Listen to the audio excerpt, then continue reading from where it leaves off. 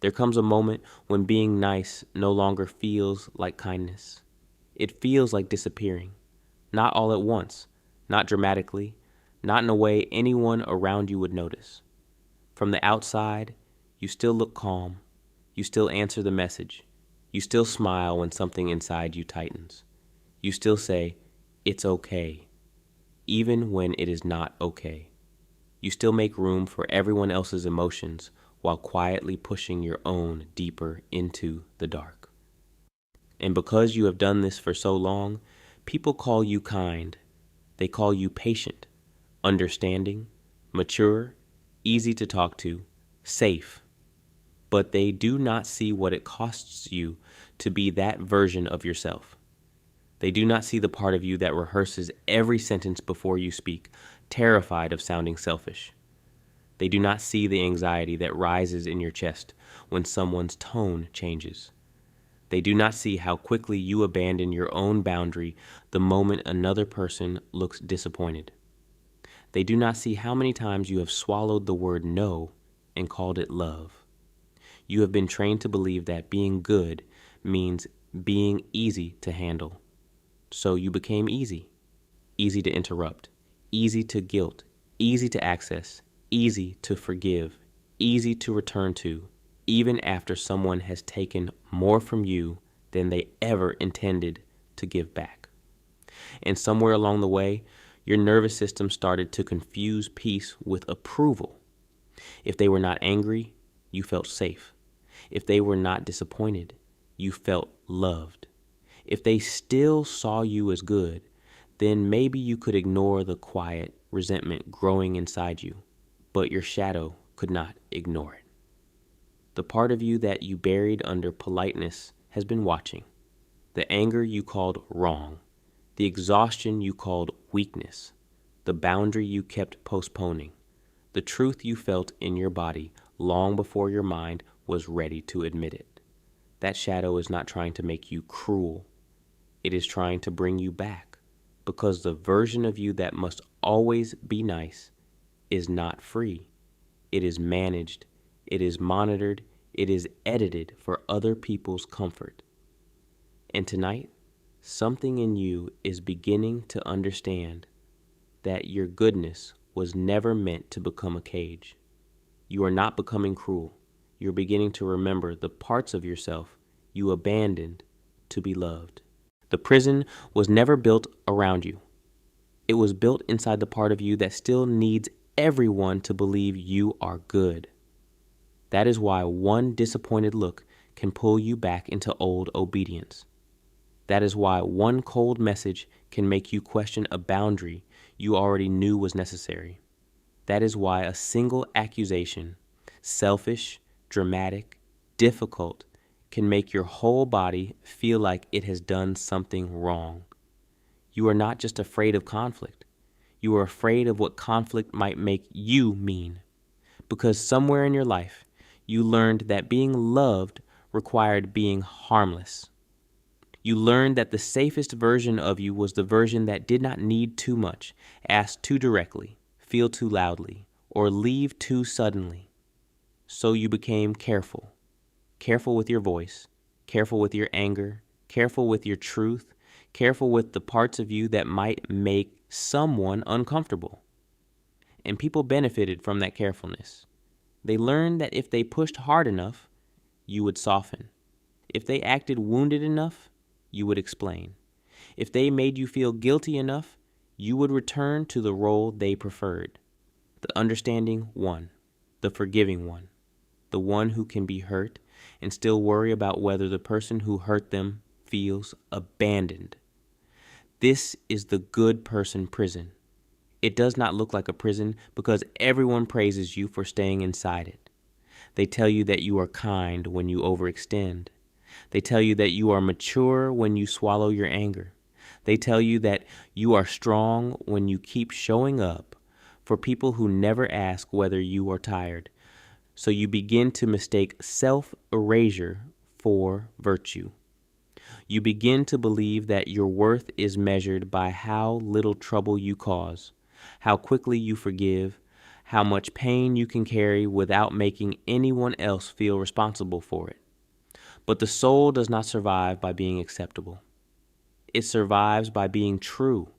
And the more you perform the version of yourself that keeps everyone else comfortable, the further you drift from the self that is waiting underneath the performance. The self with a voice. The self with limits. The self with anger that is not evil, but informative. The self that knows love should never require you to disappear. This is why being nice begins to hurt. Because deep down, some part of you knows the image of being good has become more important than the reality of being whole. And underneath that need to be good, there is usually something much older. Fear. Not the obvious kind of fear, not panic, not terror, not the kind that makes you run from danger. This is quieter. It is the fear of being left, the fear of being disliked, the fear of becoming too much for someone and watching their warmth disappear. It is the fear that if you stop being useful, patient, forgiving, agreeable, and easy to love, people will finally see the real you and decide you are not worth staying for. So you learn to become the version of yourself that felt safest.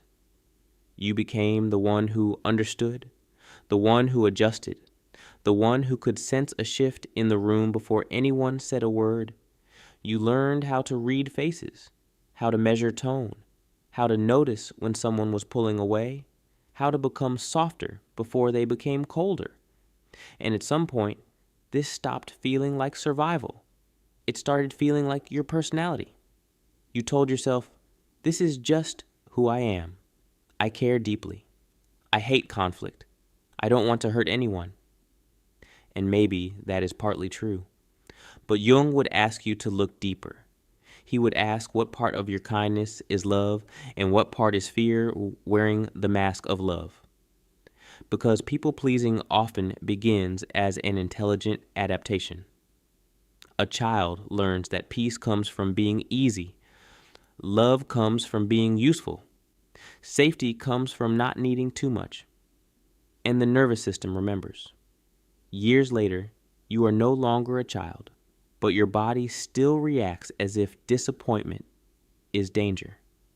Someone takes longer to reply and your chest tightens. Someone changes their tone and your mind begins searching for what you did wrong.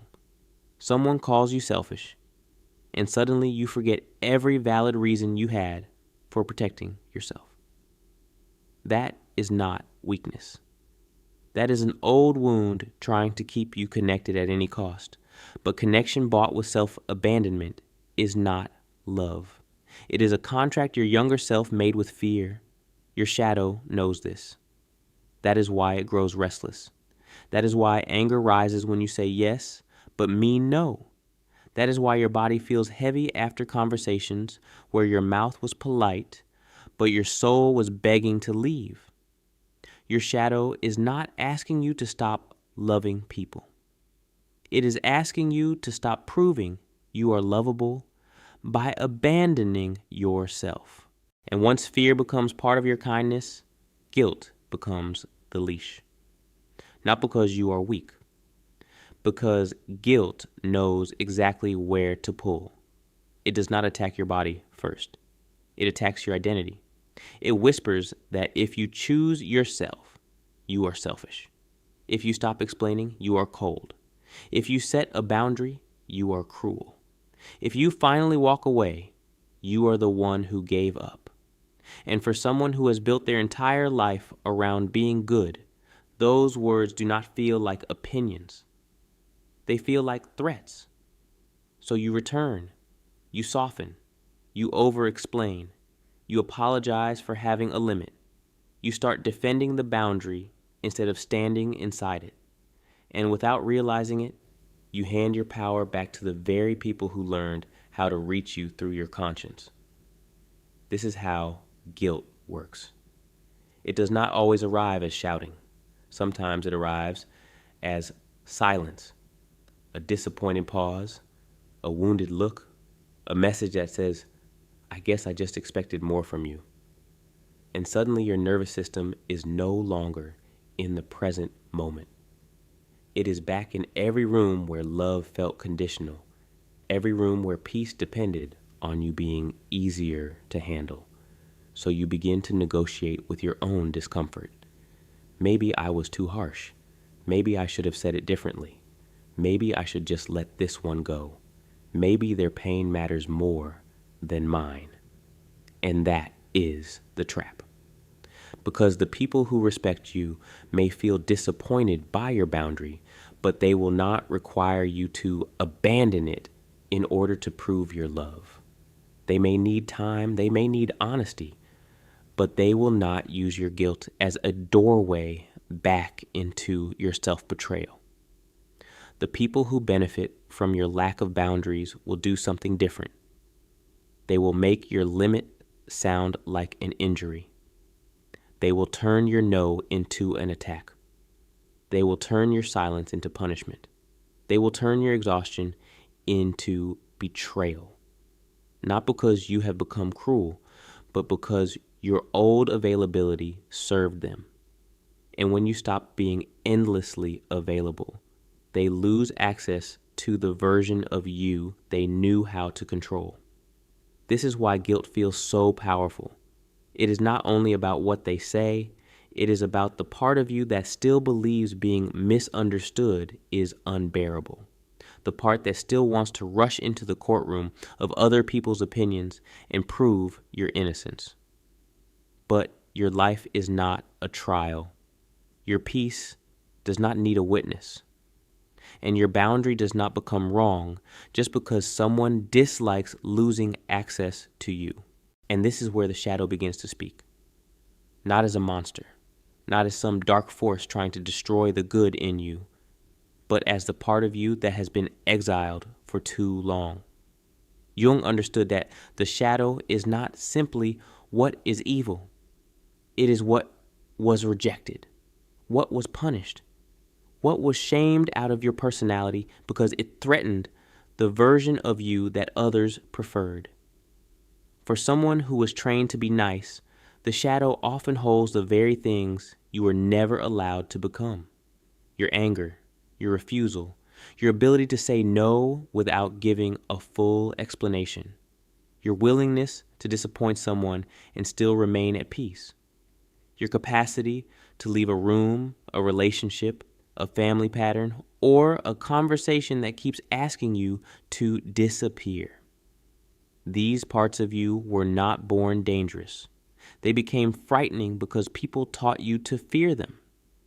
Maybe you were told that anger made you difficult, that distance made you cold, that silence made you rude, that choosing yourself made you selfish. So you pushed those instincts down. You became gentle where you needed to be firm. You became agreeable where you needed to be honest. You became understanding when what you really needed was protection. But what is buried does not die. It waits. And the longer you deny it, the more distorted it becomes. Anger turns into resentment. Silence turns into withdrawal. Kindness turns into exhaustion.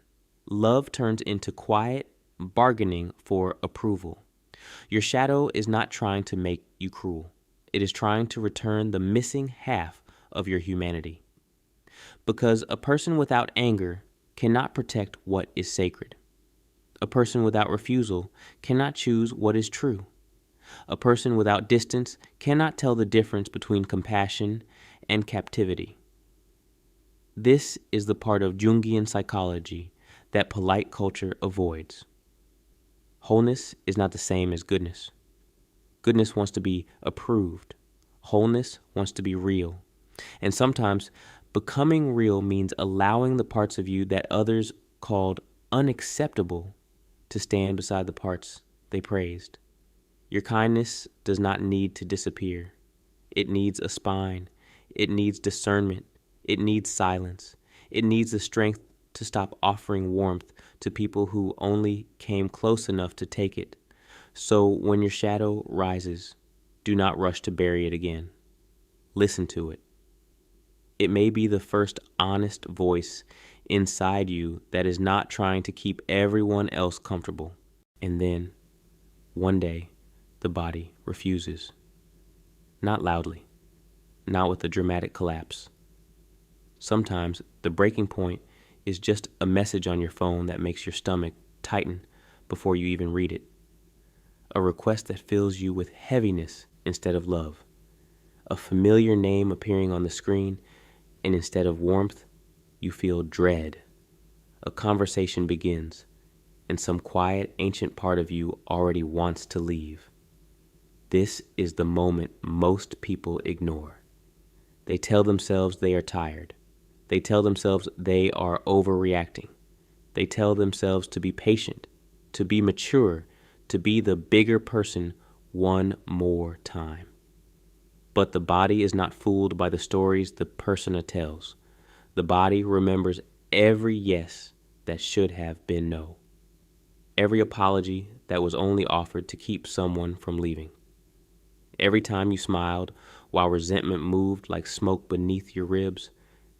Every time you stayed in a place where your soul had already walked out. And when you ignore yourself long enough, the body begins to speak in symptoms. Tension, exhaustion, anxiety, irritation, numbness, a sudden heaviness around certain people, a strange relief when plans are canceled, a quiet anger that rises for no reason, except that there is a reason, and you have spent too many years refusing to name it. This is not your body betraying you. This is your body trying to return you to the truth. The breaking point does not always mean you stop loving someone. It means your nervous system can no longer survive the version of love that requires you to disappear. It means the shadow has reached the surface, not to destroy your relationships, but to destroy the lie that your peace is less important than someone else's comfort. And this is where the old you begins to panic, because the old you knows how to endure. The old you knows how to explain, soften, forgive, and adjust. But the new part of you, the part rising from the shadow, does not want to negotiate with your self-abandonment anymore. It does not want another long conversation where your pain becomes a debate. It does not want another night spent wondering if your boundary was too much. It does not want to be nice at the cost of being alive. So when your body says no, listen. It may be the first boundary you ever told yourself the truth about. And when you finally listen to that no, something predictable happens. People react. Not always because you are wrong, sometimes because you are no longer available in the way they expected. The person who once had unlimited access to your patience suddenly meets a limit. The person who could always pull you into a long explanation suddenly receives silence. The person who counted on your guilt suddenly discovers that guilt no longer opens the door as easily as it used to. And this is when the names begin. Selfish, cold, difficult, ungrateful, changed. They say these words as if they are exposing something ugly in you, but often they are only exposing what they lost. They lost the version of you who could be pushed past exhaustion and still apologize for needing rest. They lost the version who would abandon themselves to keep the room calm. They lost the version who believed love meant staying available for people who never learned to be responsible for their own emotions. Of course, you seem different. You are different. You are no longer confusing access with love. You are no longer treating someone else's disappointment as proof that you have done something immoral. You are no longer rushing to repair every uncomfortable feeling your boundary creates. And that will feel like betrayal to anyone who benefited from your self-abandonment. But their discomfort is not evidence of your cruelty. It is evidence that the old pattern has been interrupted. This is the part that requires courage. Not loud courage, not the kind that needs to be seen, a quieter courage, the courage to let someone misunderstand you without chasing them back into agreement, The courage to let your name become complicated in a story you no longer want to live inside. The courage to stop begging people to see your heart when they were only interested in using your softness. You do not need to become hard. You need to become honest. And honesty will not always feel gentle to people who preferred your silence. So let them call you selfish, if selfish means you no longer bleed to keep them comfortable. Let them call you cold if cold means you have stopped setting yourself on fire for warmth you never received. Let them say you changed if changing means you finally stopped disappearing inside your own kindness. You are not becoming cruel. You are becoming unavailable to the version of love that required you to abandon yourself. And then comes the quietest form of power. You stop explaining, not because you have nothing to say, not because your feelings do not matter, not because your truth is weak, but because you finally understand that some people are not confused about you. They are committed to misunderstanding you. They know what you meant. They know what they did. They know where the line was. They know which part of you they kept pressing until you collapsed into another apology. And every time you entered the conversation hoping to be understood, they learned something important. They learned that your peace could still be negotiated. So they kept you talking. They kept you defending, clarifying, proving, repeating the same wound in different words, hoping that this time they would receive it gently, hoping that this time your pain would be enough evidence, hoping that if you explained it perfectly, they would finally stop hurting you in the exact place you had already named. But silent power begins when you stop making your boundary dependent on their agreement. It begins when no becomes a complete sentence inside your own body, even if your mouth still shakes when you say it. It begins when you can say, "That does not work for me," without opening a courtroom around your choice. It begins when you understand that explaining is useful with people who respect reality. But with people who benefit from your confusion, explaining only becomes another hallway back into the same prison. This does not mean you become unreachable. It means you stop offering unlimited access to the parts of you that were already exhausted. You can be clear without being cruel. You can be brief without being cold. You can be kind without handing someone a map to every soft place they can use against you. And at first, your silence may feel wrong. Your nervous system may beg you to fix the discomfort, to send one more message, to soften the boundary, to prove that you are not angry, not selfish, not abandoning them, not becoming someone bad. Let that panic rise, then let it pass. That panic is not truth. It is withdrawal from an old addiction to approval. The more you stop explaining yourself to people who never intended to understand, the more your energy returns, slowly, quietly, like something sacred, walking back into a room it was once forced to leave. And in that silence, your shadow no longer has to scream, because finally you are listening. And this is where your kindness changes shape. It does not disappear. It becomes conscious. For a long time, you may have believed that love had to be available to everyone in the same way. That if you were truly kind, you would keep forgiving, keep answering, keep understanding, keep making space, even for people who only entered that space to drain it. But indiscriminate kindness is not always love. Sometimes it is fear with a gentle voice. Sometimes it is the old belief that your goodness must be proven through exhaustion, that your heart is only valuable if it remains open, even when someone keeps walking in with dirty hands. That saying no means you have failed some spiritual test of compassion. But real compassion does not require self-erasure, and sacred things are not left unprotected. Your peace is sacred. Your attention is sacred. Your emotional energy is sacred. The part of you that loves deeply, feels deeply, listens deeply, and holds people with rare tenderness. That part of you was never meant to be placed in the hands of everyone who asked for it. Some people do not want your heart. They want your access. They want your patience without responsibility, your forgiveness without repair, your presence without reciprocity. They want the comfort of your softness without the discipline of respecting it. And this is why your kindness needs discernment, not bitterness, not suspicion, not a wall so high that no one can reach you. Discernment, the ability to feel deeply and still ask, is this safe for me?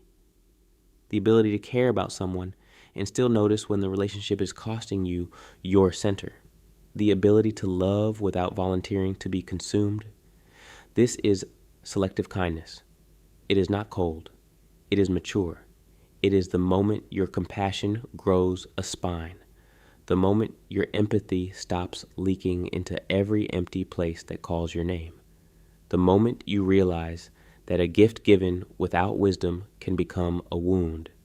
You can still be warm, but not to hands that only know how to take. You can still be forgiving, but not in ways that erase accountability. You can still love deeply, but not at the expense of losing yourself. This is not the death of your kindness. This is its initiation. Your shadow does not come to destroy the light in you. It comes to stand beside it, to guard it, to teach it where to shine and where to withdraw. Because light without protection becomes a signal for those who feed on it. But light with boundaries becomes power. You are not becoming less loving. You are learning that love is not measured by how much of yourself you can sacrifice. It is measured by how truthfully you can remain present without abandoning your own soul. This is not the death of your goodness. This is the moment your goodness finally belongs to you. For so long, your kindness was treated like public property. Anyone could enter it. Anyone could ask for it. Anyone could take shelter inside it without ever asking what it cost you to keep the door open. And because you were afraid of becoming cold, you let people stay long after your spirit had begun to ache. But something has changed now. Not loudly, not violently, not with revenge in your heart. Something quieter has happened. You have started to return to yourself. The part of you that used to panic at disapproval is learning to breathe through it. The part of you that used to explain until you were empty is learning the dignity of silence. The part of you that used to mistake guilt for guidance is beginning to recognize it as an old wound speaking in someone else's voice. And the shadow you once feared is no longer standing against you. It is standing beside you. It is the hand on your shoulder when you are about to say yes, and your whole body knows the answer is no. It is the heaviness in your chest when you are about to betray yourself again. It is the quiet strength that rises when you finally stop asking toxic people for permission to protect your peace. This is what wholeness feels like in the beginning. Not perfect, not fearless, not instantly free, but honest. You may still tremble when you set the boundary. You may still feel the old urge to apologize for having needs. You may still grieve the people who only loved the version of you they could access without limits. Let yourself grieve. Grief does not mean the boundary is wrong. It means you are releasing an identity that once kept you safe. The nice one, the easy one, the one who understood everyone while no one understood them. The one who could make a home inside their own self-abandonment and call it love. That version of you did the best they could. Do not hate them. They survived in the only way they knew how. But you are allowed to outgrow a survival strategy. You are allowed to become someone your younger self did not know was possible. someone kind, but no longer controllable through guilt, someone gentle, but no longer available for emotional exploitation, someone loving, but no longer willing to disappear to prove it. This is the beginning of individuation, the slow return of the parts you had to abandon in order to be accepted, the integration of your softness and your strength, your compassion and your refusal, your tenderness and your distance, your light and your shadow. And when those parts finally stand together, you stop living as a divided person. You stop choosing between being loved and being real.